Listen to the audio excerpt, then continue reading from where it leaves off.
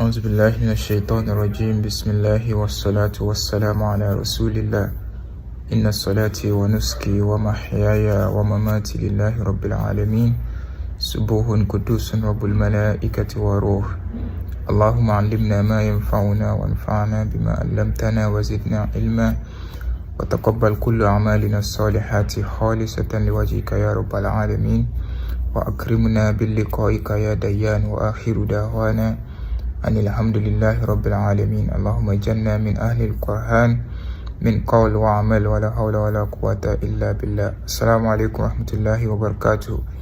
Alhamdulillah, welcome back to our one verse per day series.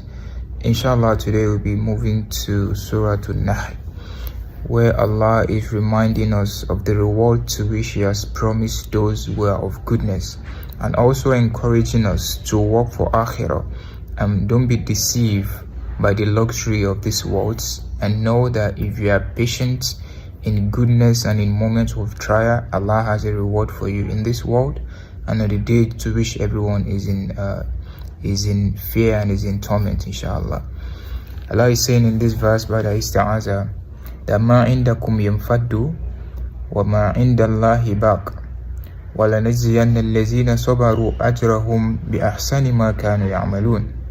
Sadaqallahu al-Azim. Allah is reminding us that whatever you and I have of possession, whatever you have of wealth, whatever you have of skills, knowledge, money, children, luxuries, name it, anything you have in this world, Allah is reminding you and I that they would vanish. Whatever you have would finish. Each thing that we have in our possession today, they all have an expiry date. You probably have people in your family or in your life that have passed away. You probably have people that you have more than they have. You have people that you are more knowledgeable than they have. You have people that you are much wealthier than they have. But Allah is telling you that all of this, don't be carried away. They would vanish. وَلَكِنْ مَا إِنْدَ اللَّهِ بَاقٍ. Whatever Allah has would ever stay. Whatever Allah has or whatever Allah gives to you, it doesn't have an expiry date. So the first lesson there is whatever you strive for, make sure you are striving for the sake of Allah, and make sure your savings account with Allah is much compounding than what you are trying to compound in your account in this world. Because whatever you have in this world, it's going to finish.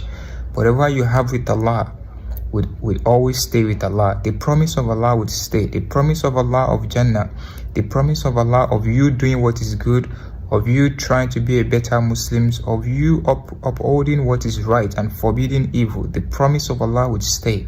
But whatever people promise you in this world will vanish. The second lesson is, if you are going to ask Allah alone, as the Prophet reminded us in the Hadith. So ask Allah, don't solicit to people. Whatever people give to you, whatever they promise you, it would vanish. They might not even fulfill their promise. But the promise of Allah, Baki, if Allah give you His love, every other thing will be easy for you. If whatever people give you by soliciting, it's going to vanish. But if Allah give it to you by Himself, people will be compelled to give to you.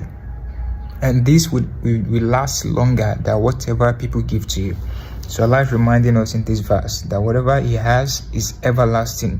Jannah is everlasting. This world is going to end. And Allah said, we would eventually, Allah said, we would eventually reward those that are patient. So you see, at dunya sijnul mu'min wa jannatil kafir, as the Prophet told us. This world, you can see, for believers is tight, especially in the world of today.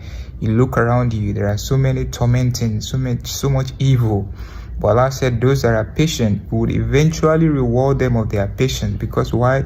He knows that it is only with patience that you can survive the trials and challenges of this world.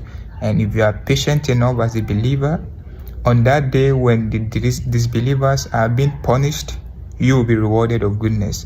You will be rewarded of paradise.